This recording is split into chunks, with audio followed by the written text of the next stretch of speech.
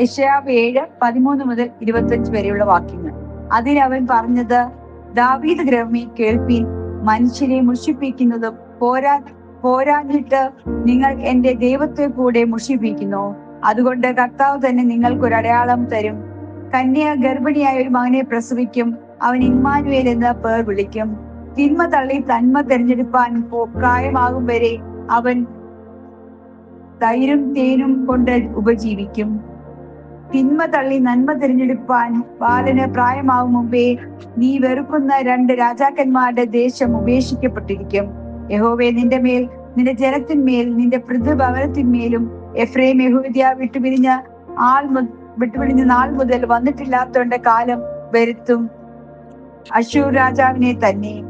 അന്നാളിൽ യഹോവ മിസ്രൈമിലെ നദികളുടെ അറ്റത്ത് നിന്ന് കൊതുകിനെയും അശ്ശൂർ ദേശത്ത് നിന്ന് തേനീച്ചയും ചൂള കുത്തി വിളിക്കും.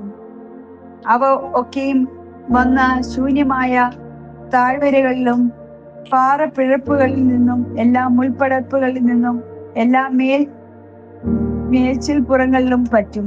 അന്നാളിൽ കർത്താവ് നദിക്കക്കരെ നിന്ന് കൂലിക്ക് വാങ്ങിയ ക്ഷൗരക്കത്തി കൊണ്ട് അശ്ശൂർ രാജാവിനെ കൊണ്ട് തന്നെ തലയും കാലും ക്ഷൗരം ചെയ്യും.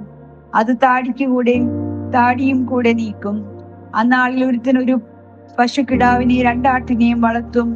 അവയെ കറന്ന് കിട്ടുന്ന പാലിന്റെ പെരുപ്പം കൊണ്ട് അവൻ തൈര് തന്നെ കൊച്ചു കഴിക്കും.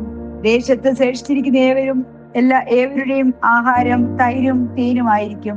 അന്നാളിൽ 1000 വെള്ളിക്കാശ് വിലയുള്ള 1000 മുന്തിരിവള്ളി ഉണ്ടായിരുന്നു. സ്ഥലമൊക്കെയും മുള്ളും പറക്കാരെയും പിടിച്ച് കിടക്കും.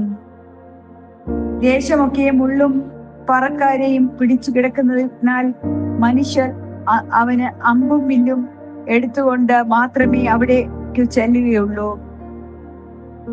തൂമ്പ കൊണ്ട് കിളച്ചവനും എല്ലാ മലകളിലും മുള്ളും പറക്കാരെയും പേടിച്ചിട്ട് ആരും പോകുകയില്ല.